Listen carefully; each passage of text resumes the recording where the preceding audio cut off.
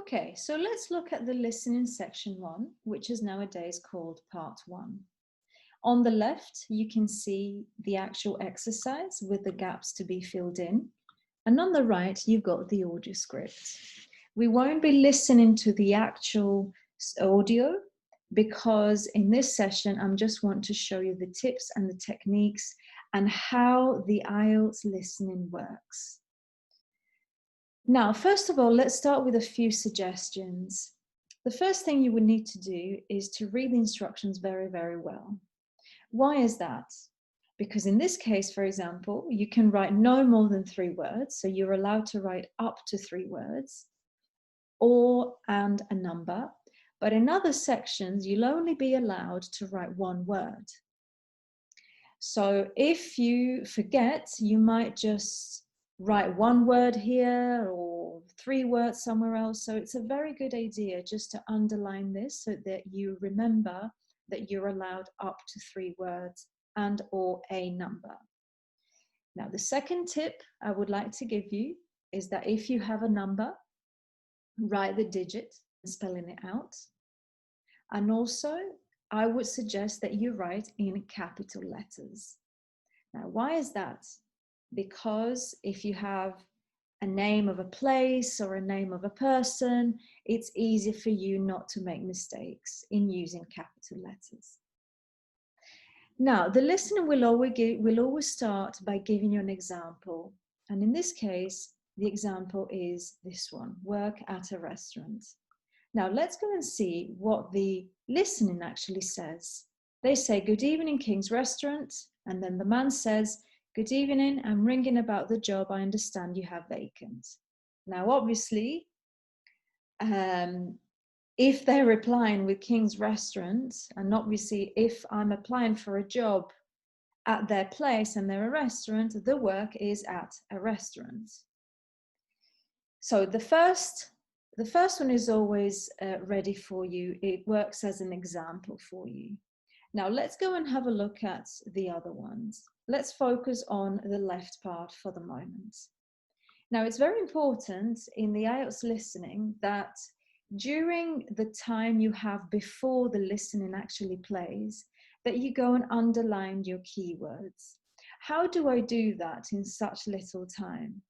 Well, you need to study what comes before and what comes after the gap, because those are the keywords.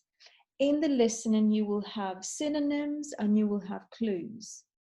So for example, if I say, if I look at number 1, type of work, obviously I know that number 1 is going to be something that the person will be doing at work. But before you actually get to the answer, the listening will have said something that will work as a keyword for you. So if you think about it, type of work can be said in many things. Many synonyms can be used. You can find kind of work, type of work. So these are all synonyms that will help you and that will lead you to the answer. So if we go back to the script, for example, to the audio script, you've got, well, sort of an introduction here. But then the woman says, "That's no problem at all. What would you like to know?" And the man says, "What sort of work is it?" Can you see how sort of work matches type of work, which is a synonym? So sort of is a synonym of type of.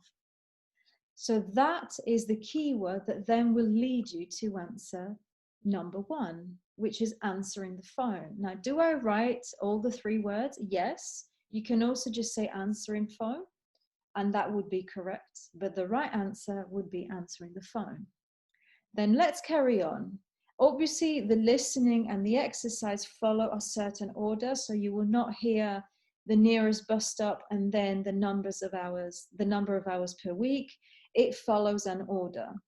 So after number 1, which is answering the phone, you will start listening to, well, you will hear the number of hours per week. And in fact, you've got it just there where the woman says 3 actually, so it would work out at 12 hours a week. And then you know that you're going to be hearing about the work permit, which I can see here where the man says, and because I'm not an EU national, would I need a work permit? And the woman says, yes, you would. Just get your tutor to sign it. Then we go to number 2. Now, number 2, we've got something before the gap and something after the gap. Before the gap, we've got work in the, and after the gap, you've got a branch. Now, both words, work in, so the preposition in and the noun branch, gives us an idea of a place. So obviously, number 2 is going to be about a place. And in fact, you've got it here. Well, we have 2 branches. The one we're recruiting for is in Hillsden Road.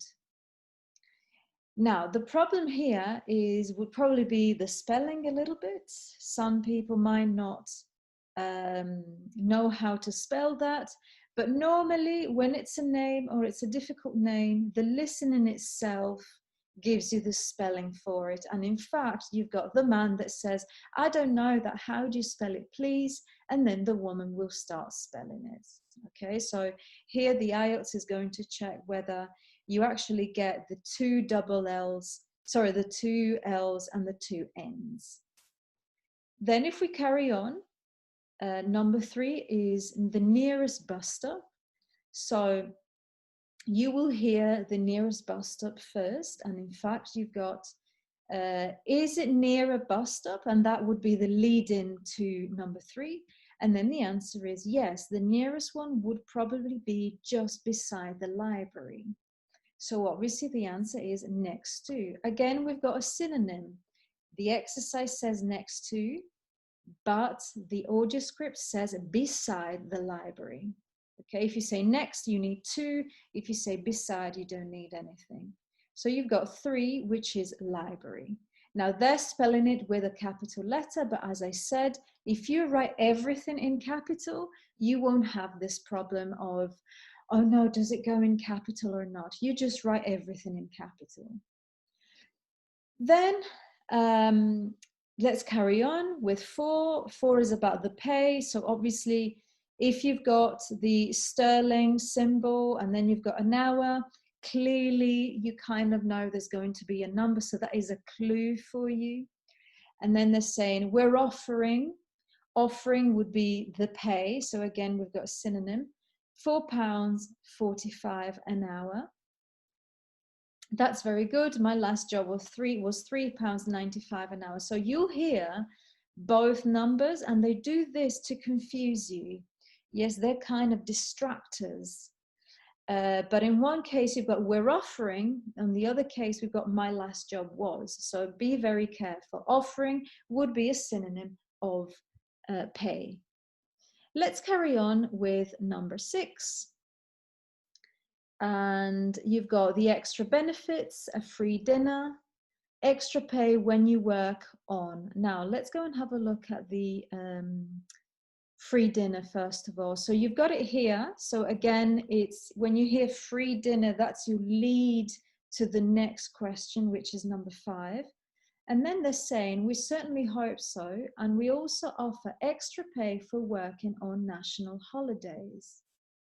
So in this case, you've got the exact same words where they say extra pay when you work on, and then the right answer would be national holidays, okay? The keyword would also be on, because on is used with days, and we say on national holidays, on Monday, on Tuesday, so with days of the week, we would use on.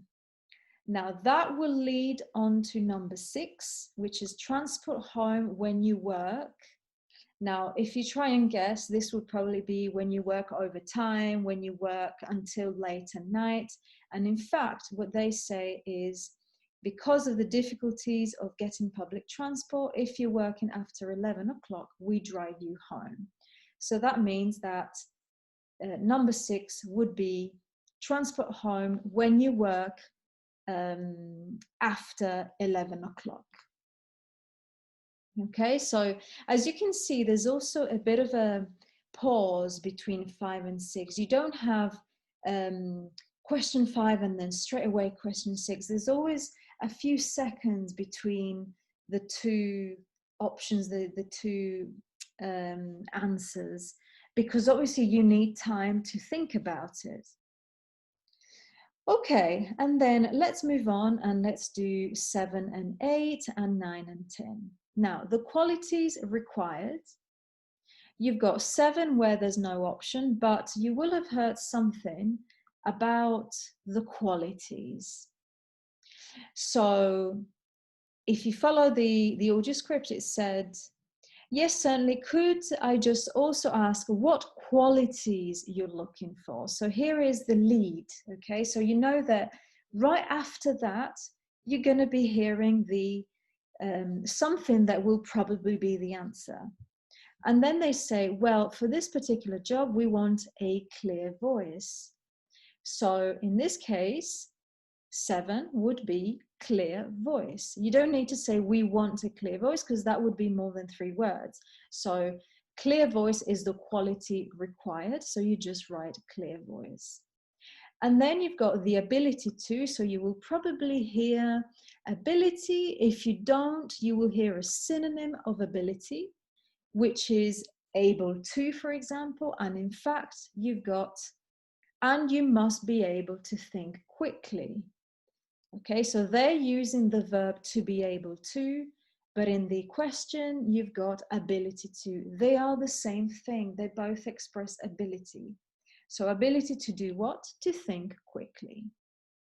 And then let's move on to 9. Obviously it says interview arranged for, so you'll know this is going to be a date of the week, a day of the week, and there's also a time. So in number 9, you know you're going to get a number, okay? So here we've got, sorry, I couldn't come tonight, or tomorrow, I'm afraid. Thursday's okay. That'd be 22nd of October. Okay, so the right answer for 9 is 22nd of October. How do you spell that? You can put 22nd with a little ND, but then you would have to put of October, or you can simply write it like this. Okay, just spell it out, 22nd of October, and that's perfectly fine. And then the last one, you've got to bring the names of 2 referees. So at one point, they're going to talk about the 2 referees, and here it is in this part here on the right. And could you bring along the names of 2 referees? Yes, that's fine, no problem. And then they say, by the way, who should I ask for? Oh, yes, of course, sorry, my name is Samira Manuja. Okay, so you will hear Samira, but before that, you will hear ask for, okay, where it says here, who should I ask for? Then you will hear Samira, and then you will hear the surname. And again, because it's a surname, and normally when it's a surname, a name, or the name of a street, they spell it out for you. You've got the spelling. Can you spell that, please? And then they say M-A-N-U-J-A, and you just write it down. So I hope this has been helpful for you, and watch my other video for section 2 of part 1 of the listening. Thank you so much.